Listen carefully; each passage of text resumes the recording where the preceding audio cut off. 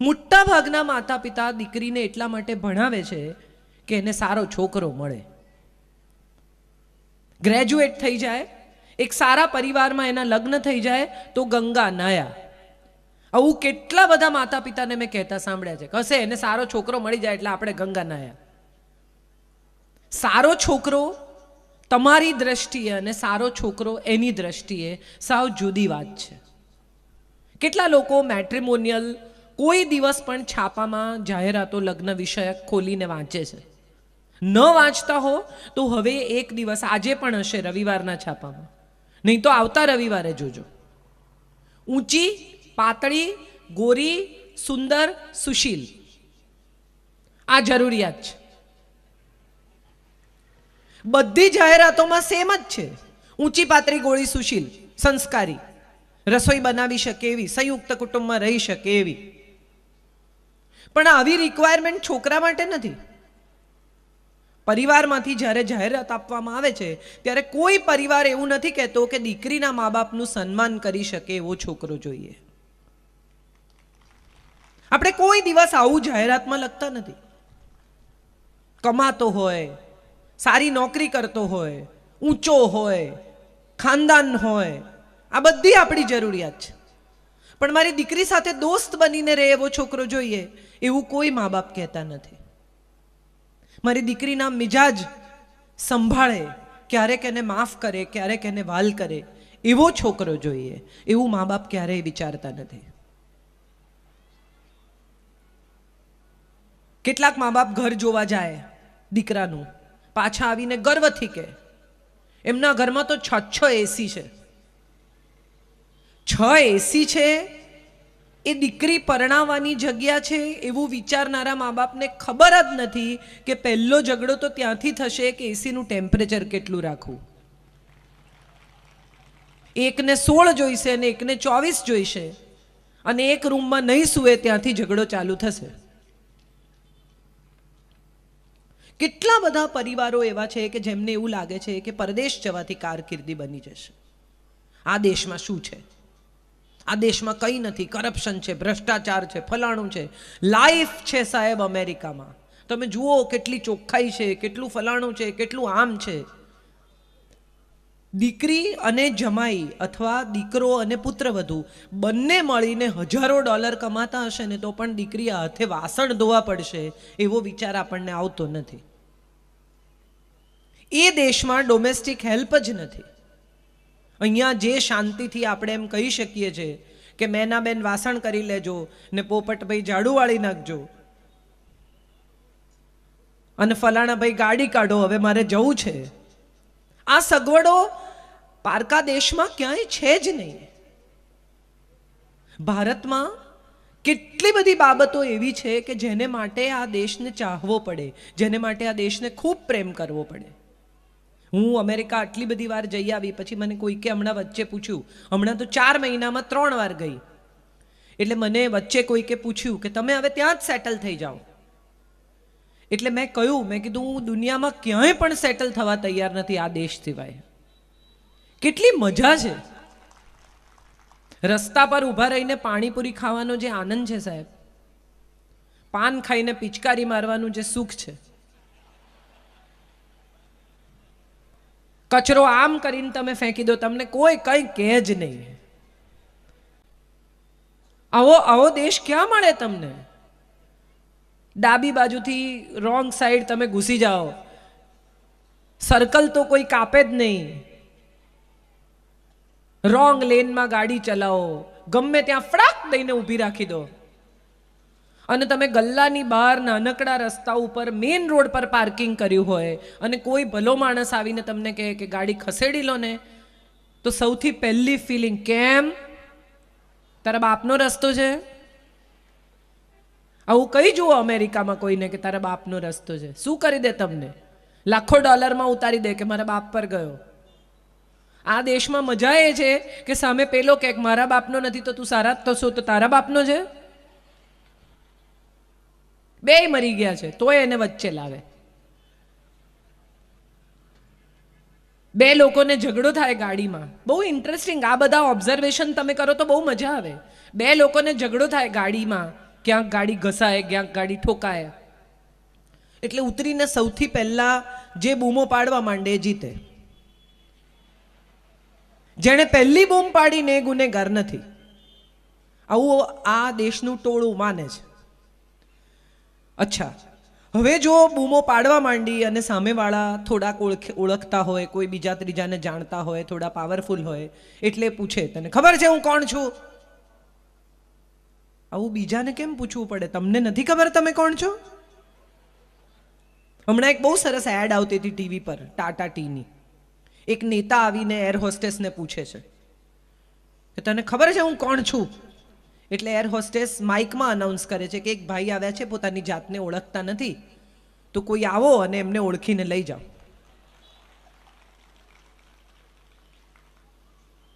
આપણે બધા જ અહંકારમાં એવા ડૂબેલા લોકો છીએ. ડૉક્ટરમાં આ તો બધાને જ કદાચ ખબર હશે કે ડૉક્ટરના દવાખાનામાં જાય ને એટલે અંદર કાર્ડ મોકલે. બહાર 50 લોકો વેઇટ કરતા હોય તો ભલે કરતા, ડૉક્ટર તરત જ એને બોલાવે અને જતાં જતાં ડૉક્ટરે બોલાવ્યા એ વિશે આભારની લાગણી હોવાને બદલે અહંકારની લાગણી વધારે છે. આજુબાજુના બધાને જોવાના કે જોયો હું કેવો પહેલો જાઉં છું. જે નામ તમે નથી પાડ્યું, જે અટક તમારી પોતાની નથી, તમને વારસામાં મળી છે. આ ચહેરો, આ હાઈટ, આ રંગ, આ વાળ તમારા ડીએનએનો ભાગ છે. તમને તમારા ફોઈ તરફથી, તમારા મામા તરફથી, તમારા માતા પિતા તરફથી મળ્યું છે આ બધું. અને છતાંય અહંકાર કેટલો આ બધાનો. રૂપ છે તો આ ડીએનએમાંથી આવેલું રૂપ છે. હાઈટ છે તો આ ડીએનએમાંથી આવેલી હાઈટ છે. નામ તમારું તમારા કોઈક બીજા માણસે પાડ્યું છે. અટક તમને કોઈક બીજાએ આપી છે. અને આ બધાની વચ્ચે પૂછવું શું? તમને ખબર છે હું કોણ છું? અમને અત્યાર સુધી ખબર નહોતી, પણ આ જે સૂરમાં તમે પૂછ્યું ને હવે ખબર પડી ગઈ કે તમે કોણ છો. એક દિવસ એક ભાઈ એક મકાનની બહાર નીકળીને ઊભા હતા બસ સ્ટેન્ડ ઉપર. દૂર એમણે જોયું કે એક મકાનમાં એક માણસ એક મોટું કબાટ ખસેડવાની કોશિશ કરે છે. હાંફી ગયો, થાકી ગયો બિચારો. એટલે આ ભાઈ બિચારા બસ સ્ટેન્ડ પર ઊભા હતા, એને થયું કે આપણે આની મદદ કરવી જોઈએ. એટલે ગયા, ત્યાં જઈને એણે એને ધક્કો મારવા માંડ્યો. 2 જણાએ કલાક, સવા કલાક મહેનત કરી. જે માણસ કબાટ બહાર કાઢવાની કોશિશ કરતો તો એણે આમ પરસેવો લૂછ્યો અને કહ્યું કે કોઈ રીતે આ કબાટ બહાર નહીં નીકળે. એટલે જે માણસ ધક્કો મારવા આવ્યો હતો ને એણે કહ્યું કે બહાર? હું તો આને અંદર ધકેલવાની કોશિશ કરું છું. 2 જણા સામ સામે કબાટને ધક્કો મારતા હતા, એટલે કબાટ ન અંદર જાય ને બહાર જાય. આપણે પણ આવું જ કરીએ છીએ. એક ભાઈને એમ થયું કે સોશિયલ વર્ક કરવું જોઈએ. જિંદગીમાં બહુ બધું કર્યું, સારા રહ્યા, હવે એવો સમય આવ્યો છે કે ચલો સોશિયલ વર્ક કરીએ. એટલે નીકળ્યા સવારના પરમાં નાહી ધોઈને. એક રસ્તા ઉપર ઊભા રહ્યા. એમણે જોયું કે એક આંધળો માણસ બિચારો રસ્તાને કિનારે ઊભો છે. એનો હાથ પકડ્યો. પેલો માણસ બિચારો અચકાય, પણ આ ભાઈ તો સોશિયલ વર્ક કરવાની એવી ધૂનમાં, એવા જનૂનમાં કે આજે તો હું સોશિયલ વર્ક કરી જ નાખું. આપણે ઓળખીએ છીએ આવા ઘણા લોકોને. એટલે લઈને આમ સામે રસ્તો ક્રોસ કરાવી દીધો. જેવો રસ્તો ક્રોસ કરાવ્યો, આંધળા એક થપ્પડ મારી પેલા ભાઈને. એટલે એમણે કહ્યું કે મારે છે, મેં તો ઉલટાની તારી મદદ કરી, તને રસ્તો ક્રોસ કરાવ્યો. એટલે આંધળાએ કહ્યું કે ભાઈ હું 1.5 કલાકે ત્યાંથી અહીંયા આવ્યો હતો, તું મને પાછો લઈ આવ્યો. સોશિયલ વર્ક તમારી મરજીથી નથી થતું, જેને જેમ જરૂર હોય એમ કરવાનું. એક હમણાં શાહબુદ્દીન ભાઈએ બહુ સરસ જોક કહ્યો કે એક પાગલખાનાના ઉદ્ઘાટનમાં ગયેલા. પછી ત્યાં જઈને બધાને નામ પૂછે, આમ તેમ. એટલે એક જણ આવીને પોતાના ડાયા હોવાનું સર્ટિફિકેટ સ્વીકાર્યું શાહબુદ્દીનભાઈ પાસે. એટલે એમણે પૂછ્યું કે શું નામ? તો કે મગનભાઈ પટેલ. તમારું નામ શું? એટલે શાહબુદ્દીનભાઈને થયું કે આપણે જરા મજાક કરીએ, એટલે એમણે કહ્યું કે જવાહરલાલ નહેરુ. એટલે પેલા માણસે બહુ જ સહાનુભૂતિથી આમ શાહબુદ્દીનભાઈના ખભે હાથ મૂક્યો ને પછી કહ્યું કે 3 મહિના થાય છે, 30,000 રૂપિયા ખર્ચો થાય છે, પણ સારું થઈ જાય છે. હું અહીંયા આવેલો ત્યારે મારી જાતને વલ્લભભાઈ પટેલ કહેતો હતો, હવે મગનભાઈ પટેલ કહું છું. આપણે બધા આવા જ છીએ. આપણે આપણી જાતને કંઈ બીજું જ માનીએ છીએ. એટલે 3 મહિના ને 30,000 રૂપિયા આમ તો આપણને બધાને લાગુ પડે એમ છે. સવાલ એ છે કે આપણે જ્યારે કોઈ એક સફળતાની ચર્ચા કરીએ, કોઈ એક કારકિર્દીની ચર્ચા કરીએ, ત્યારે આપણે બીજાની સાથે આપણી સરખામણી કરીએ છીએ. આપણું સુખ હંમેશા બીજાની સરખામણીએ ઓછું છે અને આપણું દુઃખ બીજાની સરખામણીએ વધારે છે. રિવર્બ બંધ કરી દો. આપણું દુઃખ બીજાની સરખામણીએ વધારે છે. હું એવા કેટલા બધા લોકોને ઓળખું છું કે જેની સાથે તમે વાત કરો ને તો તમે એમ કહો કે પછી તો એટલી બેકેક થઈ રાત્રે, અરે બેન એને તો કંઈ કહેવાય જ નહીં, મને તો આખી કરોડરજ્જુ દુખે છે. એને વધારે જ છે. તમે એને કંઈ પણ કહો, તમે એને એમ કહો કે ગઈકાલ મને 1 ઉલટી થઈ, કે બોલો મને તો 3 થઈ. 2 માણસો અંદર વાત કરતા હતા, એટલે એક જણે બીજાને કહ્યું કે આ જે ગામ છે ને એમાં એક ચમત્કારિક બાવો રહે છે. તો કે હોય નહીં, અમારા ગામમાં એ ચમત્કારિક બાવો રહે છે. એટલે બીજાએ કહ્યું કે ચમત્કારિક બાવો છે ને એ લોકોના દુઃખ દર્દ દૂર કરે છે. કે અરે અમારા ચમત્કારિક બાવા તો દુઃખ દર્દ નહીં, સંતાન પ્રાપ્તિ પણ કરાવે છે, અનાજ પણ ઉગાડી આપે છે. એટલે પેલાએ કહ્યું કે અચ્છા, અમારા ચમત્કારિક બાવા એક દિવસ લપસ્યા ને તો એને ફ્રેક્ચર થઈ ગયું. હવે આનું તો વધારીને શું કે? એટલે એણે કહ્યું કે એમ અમારે ત્યાં ચમત્કારિક બાવા લપસ્યા ને તો માથામાં વાગ્યું ને માથું ફાટી ગયું ને તરત ગુજરી ગયા. વધારવું તો પડે જ. તમે કઈ દિશામાં છો એ નક્કી નથી, તમારાથી મારી પાસે વધારે છે. અમારી બાજુમાં એક બેન રહે છે, અને તમે એમ કહો કે હું 2 રૂપિયે કિલો બટાકા લાવી, એટલે તરત કહે કે અરે રૂપિયે કિલો મળે છે ત્યાં. તમે એમ કહો કે હું મારા ઘરમાં 2 વાર કચરા પોતા કરું છું, એટલે તમને કહે કે હું તો 3 વાર કરું છું. દુનિયાના લગભગ બધા લોકોને પોતાની જાતને બીજા લોકોથી બેટર સાબિત કરવાની હરીફાઈ છે. હું બેટર છું તમારા કરતાં. તમે જે કરો છો એનાથી મને વધારે આવડે છે, તમે જે કરો છો એનાથી હું વધારે જાણું છું, તમે જે કરો છો એનાથી વધારે હું સફળ થવાનો પ્રયત્ન કરું છું. અને છતાંય અધૂરપ એટલી છે કે જો તમે એને એમ કહો કે અરે રે તમે થવા જોઈએ એવા સફળ નથી થયા, તો એ તરત હા પાડે છે. એનું કારણ એ છે કે માણસની ભીતર સંઘર્ષ ચાલે છે. તમે વિચાર કરો, આ બધા જ લોકો અહીંયા ભેગા થયા હોય, તમે બધા ગોઠવાઈ ગયા હો, હું બહાર ગાડીમાં આવી હોઉં અને હું ગાડીમાંથી ઉતરી અને દિલીપભાઈને કહું કે દિલીપભાઈ નહીં બોલાય હો, મને એમ લાગે છે કે મારાથી નહીં બોલાય, તો શું થાય? દિલીપભાઈ મને મારે, તમે દિલીપભાઈને મારો, કેઓસ થઈ જાય મોટો. ટમેટા કાંદા તમે લાવ્યા નથી પૂર્વ તૈયારી રૂપે, નહીં તો એ છૂટતા મારો.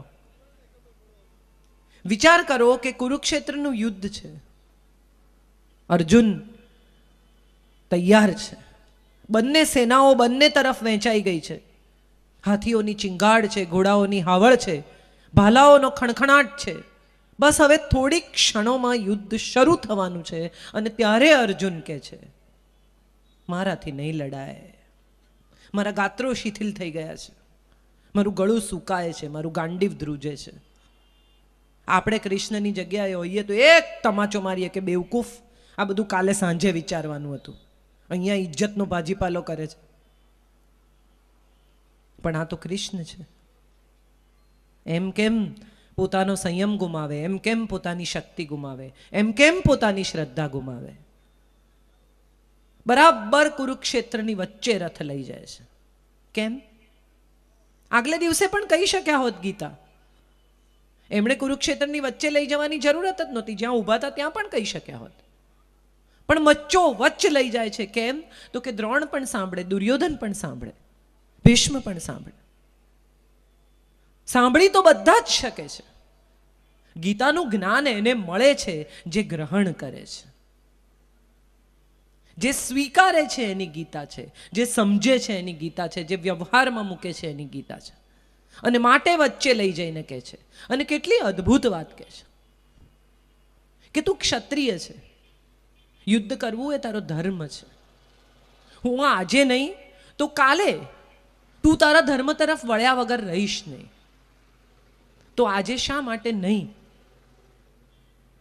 જ્યારે ખરેખર તને તારી નિષ્ઠા, તારી જવાબદારી, તારું ઉત્તરદાયિત્વ બોલાવી રહ્યું છે, ત્યારે આ જવાબદારી તારે પૂરી કરવી જોઈએ. આપણે બધા જ આવા છીએ.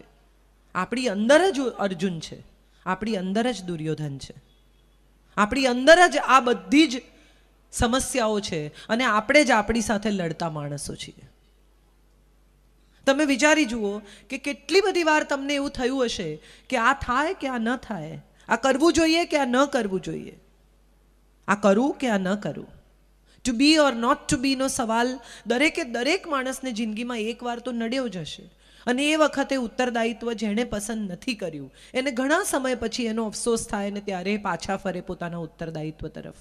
પણ ત્યારે ઘણીવાર મોડું થઈ ગયું હોય. માતા પિતા સાથે બહુ જ મન દુઃખ હોય, સમસ્યાઓ હોય.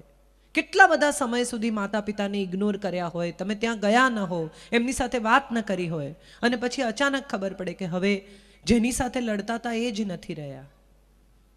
ફ્યુટાઇલ ફીલ થાય, ખાલીપો ફીલ થાય, ભૂલ થઈ ગયાની લાગણી થાય. અને એ બધું કર્યા પછી પણ હવે એવી જગ્યા નથી કે પેલી ભૂલ સુધારી શકાય. લગ્ન થાય, જીવનસાથી સાથે મન દુઃખ થાય, એવું તો કોઈ ઘર જ નથી જેમાં ઝઘડા ન થતા હોય. મહાત્મા ગાંધીને એક બ્રિટિશ પત્રકારે પૂછ્યું કે તમારા બે જણની વચ્ચે ઝઘડા નથી થતા? તો મહાત્મા ગાંધીએ કહ્યું ના, નથી થતા. એટલે બ્રિટિશ પત્રકારે પૂછ્યું કે કેમ, એવું કેમ ઝઘડા નથી થતા? એટલે બપોરે 2 વાગે ગાંધીજીએ બૂમ પાડી, બા ફાનસ આપી જજો.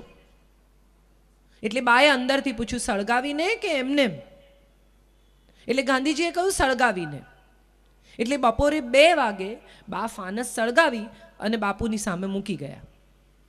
એટલે બ્રિટિશ પત્રકારે એનો શું અર્થ કર્યો? એણે એમ કહ્યું કે તમારો બધો હુકમ પાળે છે એટલે તમારો ઝઘડો નથી થતો. ગાંધીજી હસ્યા અને એમણે કહ્યું કે ના, તમે જશો ને પછી એ મારો ઉધડો લેશે કે તમારામાં બુદ્ધિ નથી, બપોરે 2 વાગે ફાનસ મંગાવો છો. અમે કદીએ ત્રીજા માણસની હાજરીમાં લડ્યા નથી, માટે ત્રીજા માણસને ખબર જ નથી કે અમારી વચ્ચે ઝઘડો થાય છે. આપણે બધા ત્રીજા માણસની હાજરીમાં લડવાના શોખીન છીએ. બધાને ખબર પડવી જોઈએ કે હું કેટલું ઝઘડી શકું છું ને કેટલું બેસ્ટ ઝઘડી શકું છું. અને એમાં એ પુરુષો તો બિચારા, હું હંમેશા કહું છું કે ઝઘડો થાય ને બારણું બંધ કરે ને એની પાછળ સમસ્યા મૂકીને નીકળી જાય. ઓફિસ જાય ને તો ખબર પણ ન પડે કે ઘેર ઝઘડો થયો છે. મન ઉદાસ હોય, મગજ ઠેકાણે ના હોય, પણ કોઈને કહે નહીં કે ઘેર માથાકૂટ થઈ છે. પણ સ્ત્રીઓ, હું આવું છું એમાં કંઈ જુદી નથી.